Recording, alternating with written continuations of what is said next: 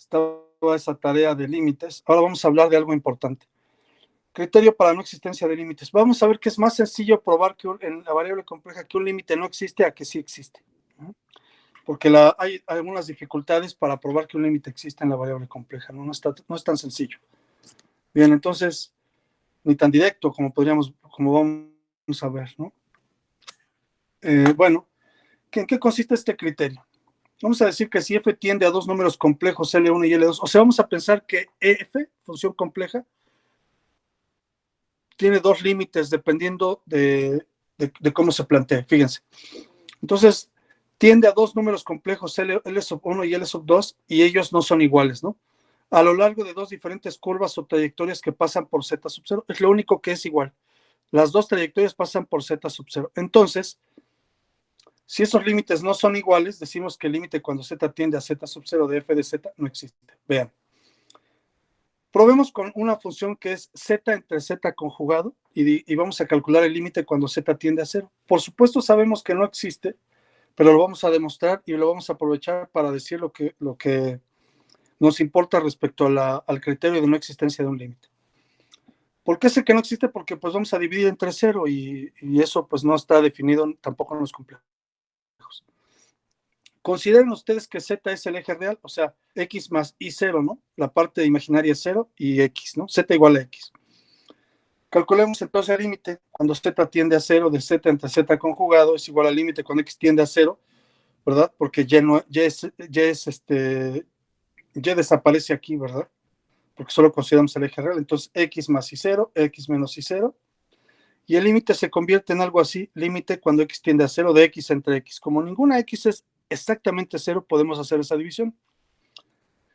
Nos da 1 y el límite es 1, ¿no? Límite cuando X tiende a 0 de 1, pues es 1, ¿no? De una constante, pues es la misma constante.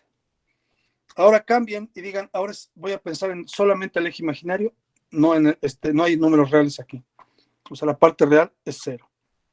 Calculamos el mismo límite, pero ahora Y tiende a 0, de 0 más Y, entre 0 menos Y, se convierte en un límite más sencillo, que es Y tiende a 0 de la función Y entre menos Y. Como los Y no son 0 tampoco, pues eso me da el límite cuando Y tiende a 0 de menos 1 y es igual a menos 1. Entonces, observen que hubo un límite diferente al cambiar la trayectoria. Eso significa entonces que el límite de Z entre Z conjugado no existe. Basta con que dos trayectorias tengan límites iguales para una función para decir que no existe. Si quisiéramos comprobar de esta manera la existencia de un límite, nos veríamos en una situación imposible. ¿Por qué? Porque tendría que comprobar para todas las trayectorias existentes que ese límite existe, que son iguales, ¿no? Todas las trayectorias. Eso es imposible. Es un concepto abstracto, ¿no? Únicamente. Entonces vamos a dejar ese asunto de lado. Este criterio no puede utilizarse para demostrar que un límite existe. Para demostrar la existencia de un límite se debe utilizar la siguiente definición. Ahí vamos. Es la misma definición que ya vimos arriba. Definición. Supóngase que una función f está definida en una vecindad que excluye a z sub 0. Ahí está una vecindad y z sub 0 está fuera de la vecindad, ¿no? Fuera del círculo está z sub 0. Bueno, el círculo de la derecha es otra forma de ver lo mismo, ¿no? Porque z sub 0 es el centro de esa vecindad, pero está excluida. Z sub 0 está excluido, perdón, y ese círculo pequeño alrededor, en el centro de la vecindad de radio epsilon, es como una vecindad perforada, ¿no? Como los círculos perforados que veíamos, porque Z sub 0 está excluido. Bueno, supóngase también que L es un complejo, ¿no? L pertenece a los complejos. El límite de F conforme Z tiende a Z sub 0 existe y es igual a L. Ok, eso ya lo hemos dicho antes. Lo anterior se puede expresar como si vamos a formalizarlo. Y es muy parecido, este hecho es igual a lo de la variable real y a lo que vimos antes el día de ayer. Límite cuando Z tiende a Z sub 0 de f de Z es igual a L. Si para toda epsilon mayor que 0 existe un delta mayor que 0, tal que la distancia de f de Z a L es menor que epsilon.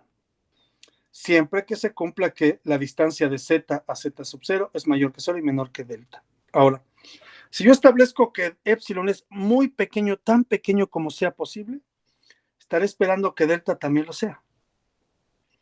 ¿Por qué? Porque la distancia a la que me quiero acercar desde la función a su límite, exige que cuando yo me acerque a z sub 0 desde cualquier z también sea pequeño. Miren, si esas distancias no fueran tan pequeñas, podríamos decir que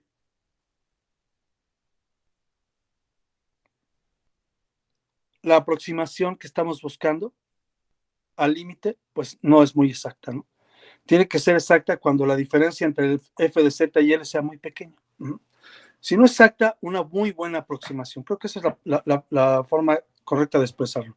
Una muy buena aproximación significa que la diferencia entre f de z y su límite debe ser menor que epsilon, ¿no? Donde epsilon es tan pequeño como se pueda, ¿no? Como se dice en cálculo diferencial de variable real, ¿no? Estamos hablando de cantidades muy pequeñas, ¿no?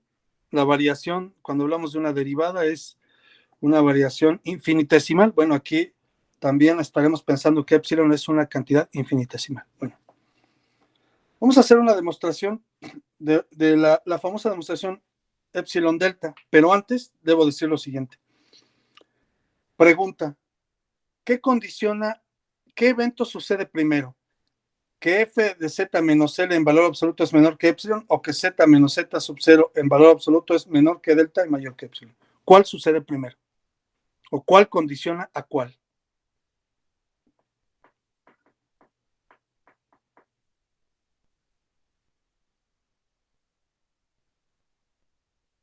Bueno, si no lo pueden responder ahorita, lo vamos a hacer más adelante, porque de eso depende la demostración delta epsilon delta, ¿no? O delta epsilon. Porque si voy a hacer una demostración, partiré del supuesto y veré si ese supuesto me lleva, de esta manera. Yo digo, este evento sucede porque tal evento sucedió, ¿no? O sea, aquí en este caso, si lo leen con calma, dices que f de z menos l es menor que epsilon siempre que se cumpla que z sea menor que z sub 0. Entonces, yo tendría que pensar cuál de los dos voy a tomar para hacer la demostración. Y ya sé que el que tome yo debe llevarme al otro. Porque si sucede ese, ¿verdad? Si sucede ese, ¿verdad? Como consecuencia el otro también sucede. Quizá lo podamos ver más simple. A ver, algún ejemplo que pueda ser útil para esto.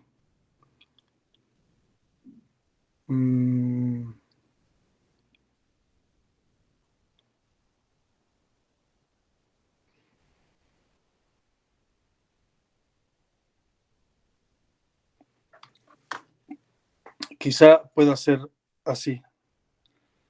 En probabilidad,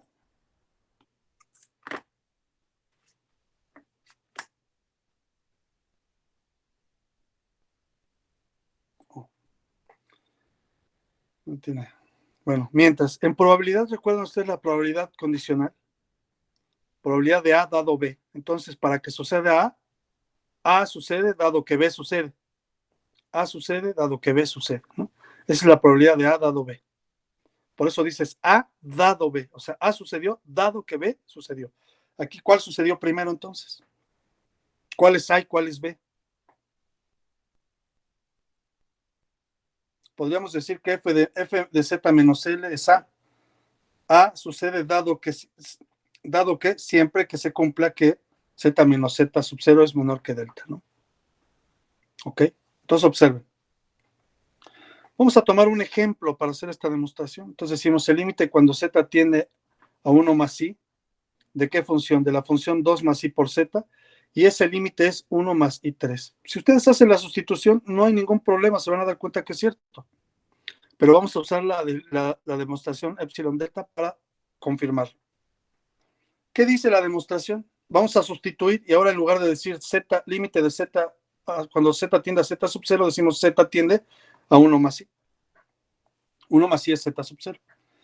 Y la función f de z ahora es 2 más i por z y el L es 1 más i3. Si para toda epsilon mayor que 0, existe un delta mayor que 0 tal que, ¿verdad? La función menos su límite, o sea, f de z es 2 más i por z menos 1 más i3, que es L, esa distancia es menor que epsilon. Siempre que se cumpla ¿qué? Y ahí señalo con la flecha de color rojo, ¿verdad?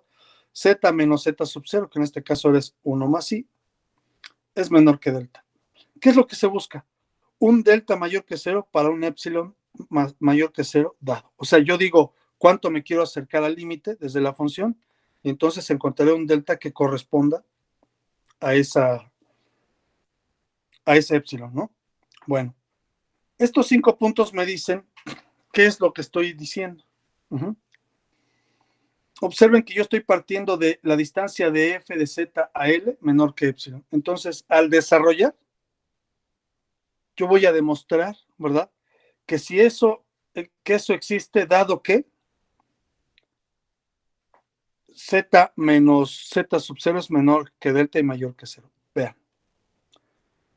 Yo escribo aquí valor absoluto de 2 más i por z menos 1 más i3.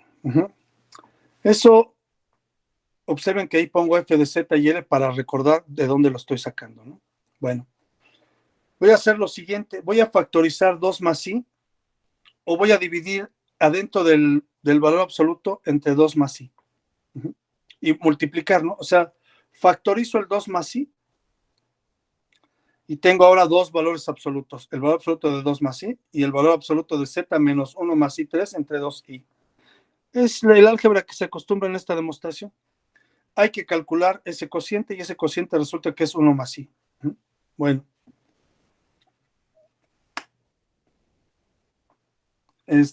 Aquí me faltó un... Oh, perdón. Un paréntesis. Bien. Observen que ya calculé ese cociente y el valor absoluto de 1 más i es raíz de 5. O sea, el módulo, ¿no?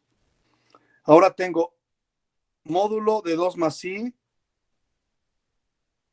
por el módulo de z menos 1 más i, eso menor que epsilon. Bueno, calculo el módulo de 2 más i, que es raíz de 5. Tengo raíz de 5 por z menos 1 más i menor que epsilon. Paso el raíz de 5 del otro lado, ¿verdad? Dividiendo, perdón. Y me queda que z menos 1 más i, donde 1 más i es z sub 0, es menor que epsilon entre raíz de 5. Nuestro delta ahora es epsilon entre raíz de 5. No es único, por supuesto, pero lo que sí es que para cada epsilon voy a encontrar un delta. Por ejemplo, si epsilon fuera 1, pues tendría 1 entre raíz de 5 como delta, ¿no?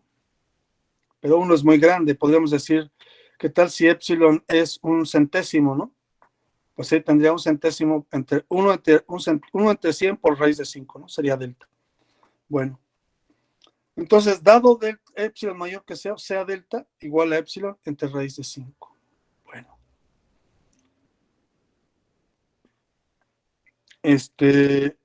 Ahora vamos a hacer lo siguiente, y este es un comentario que siempre sucede porque dices, bueno, ya voy del punto 1 al punto 5, ok, ya encontré delta. Y ahora voy a partir del punto 5, pero lo voy a escribir de la forma en que está en la definición, z menos z sub 0 en valor absoluto es mayor que 0 y menor que delta. Lo escribo igual, pero ahora en lugar de z sub 0 escribo 1 más i. En lugar de delta ahora escribo el delta que encontré, que es epsilon entre raíz de 5. Multiplico ambos lados por raíz de 5, ¿verdad? Y también multiplico ambos lados por módulo de 2 más i, ¿no? Bueno, primero lo hago por módulo de 2 más i, y luego por raíz de 5.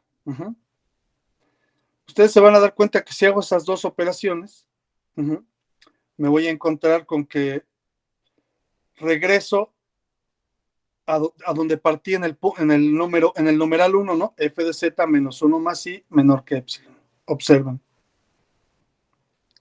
Ahí al numeral 1, ¿no? F de z menos L. F de z, que es 2 más i por z, ¿no? Menos 1 más i3 es menor que epsilon. O sea, en realidad la segunda parte solo es para confirmar lo que ya encontré en el numeral, en los numerales del 1 al 5. Esa es la demostración de epsilon delta que también se hace en variable real, ¿verdad? ¿Alguno de ustedes lo vio en el curso de cálculo diferencial?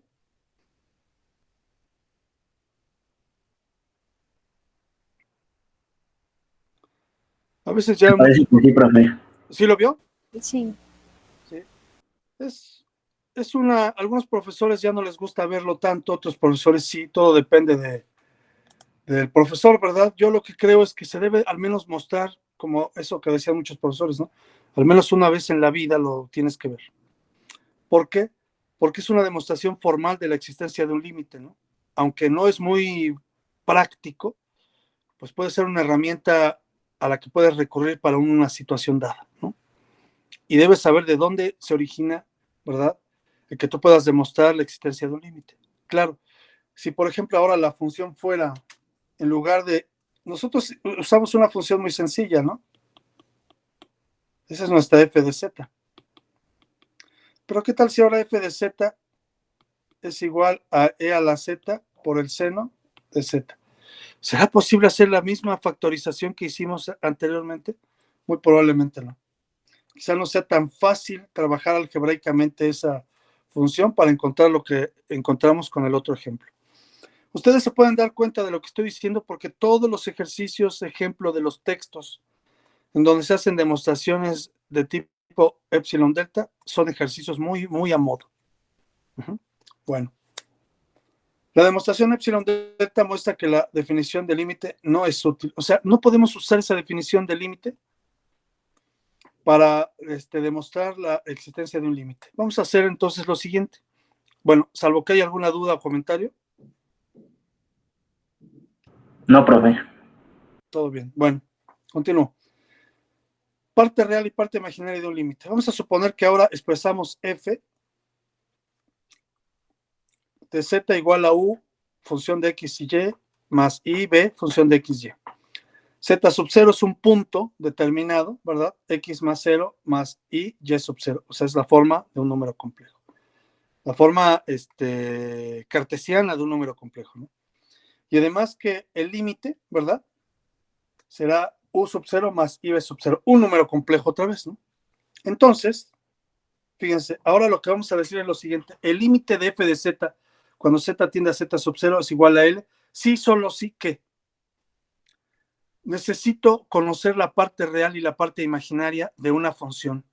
Ajá. Y como estas son funciones de x y de y, ahora el límite se va a calcular como en la variable real cuando teníamos funciones de dos variables, ¿no?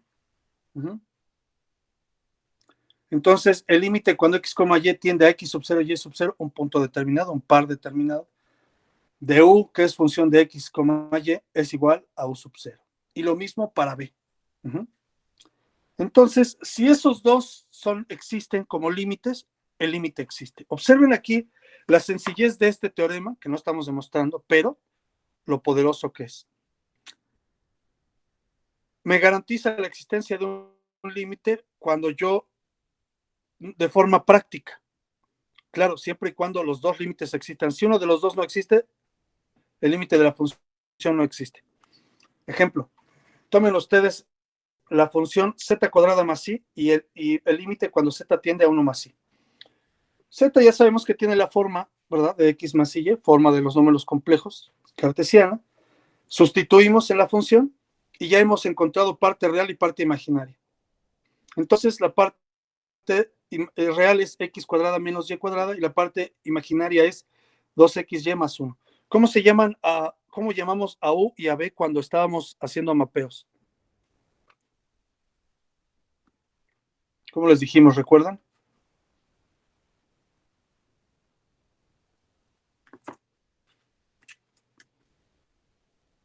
Nadie. ¿Podría repetir los que se me cortó?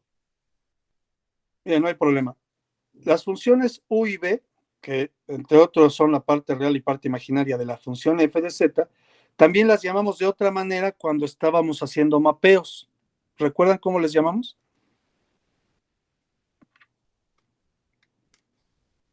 Eran las ecuaciones paramétricas, ¿sí? Bien. Bueno, un equivalente de esas curvas. Bueno, z sub 0 es 1 más i, entonces x sub 0 es 1 y y sub 0 es 1. ¿De acuerdo? Si ustedes calculan los límites, el límite de la parte real es 0 y el límite de la parte imaginaria es 3, ¿no? Ajá. Entonces el límite va a ser 0 más i3. Y decimos, por lo tanto, que el límite cuando z tiende a 1 más i de x cuadrada más i es igual a i3. Bien. ¿Correcto? ¿Vamos bien? Número 2. Pues ahora es un límite un poquito más elaborado, ¿verdad? 3 más i por z cuarta menos x cuadrada más 2z. Entre todo eso, entre z más 1. Bueno, puedo sustituir z por i, desarrollar. Me encuentro con un cociente, lo trabajo, como ya conocemos, multiplicando y dividiendo por el complejo conjugado del denominador. Y llego a encontrar que f de z, porque a la hora de eliminar el número complejo en el denominador, me permite separar parte real y parte imaginaria. Esa es la gran ventaja. Y ahora entonces el límite cuando z tiende ahí de f de z es 7 entre 2 menos i por 1/2. Entonces, ya hemos encontrado el límite, ¿no? Un tercer ejercicio. Z cuadrada menos 2z más 4 entre z menos 1 menos i raíz de 3.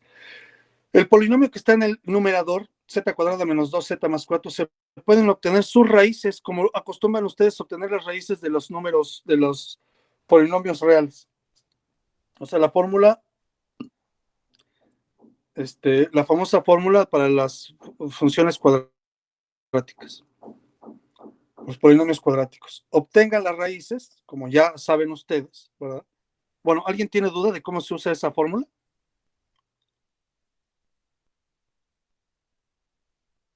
No, profe. ¿Todos bien? Esa famosa fórmula de b menos b más menos la raíz de b cuadrada menos 4ac entre 2a. Es la misma cosa. Bien, al calcular las raíces, el más menos me va a dar z menos 1 menos i raíz de 3 y su conjugado, ¿no? Z menos 1 más i raíz de 3. Bueno, recuerden, si una raíz es compleja, su conjugado también es complejo. Digo, también es raíz, disculpen. Si una raíz es compleja, su complejo conjugado también es raíz. Ok. Sustituyo en lugar de poner el polinomio, sino el producto de esas raíces. Estoy apelando al teorema fundamental del álgebra y lo estoy aplicando aquí a la variable compleja. Se va a eliminar la parte del denominador y entonces me queda un límite mucho más simple, que es z tiende a 1 más i raíz de 3. ¿De qué función? De z menos 1 más i raíz de 3. Cuando sustituyo me queda i por 2 raíz de 3. Ese sería el resultado y ese es el límite. Por supuesto, aquí, si se dan cuenta, cuando sustituyo 1 más i raíz de 3, voy a encontrar la parte real y la parte imaginaria, ¿no? La parte real, ¿cuál sería? Sería 1 menos 1, ¿verdad? Y la parte imaginaria, 2 i raíz de 3, ¿ok? O sea, la parte real es 0. Bien, si no hay ninguna duda, esta nota la subo en un rato más y estos serían los ejercicios para esta parte de límites. Preguntas, comentarios. Ninguna, profe. Perfecto. No, profe. Entonces subo esto al ratito para que ustedes lo revisen, vayan haciendo los ejercicios. Esto es la segunda parte, es para el segundo parcial, entonces llévenselo con más calma, tampoco lo olviden totalmente. Y nos vemos entonces el día de mañana. Muchas gracias. Buenas tardes. Gracias, profe. Hasta luego. Gracias, profe. Hasta luego.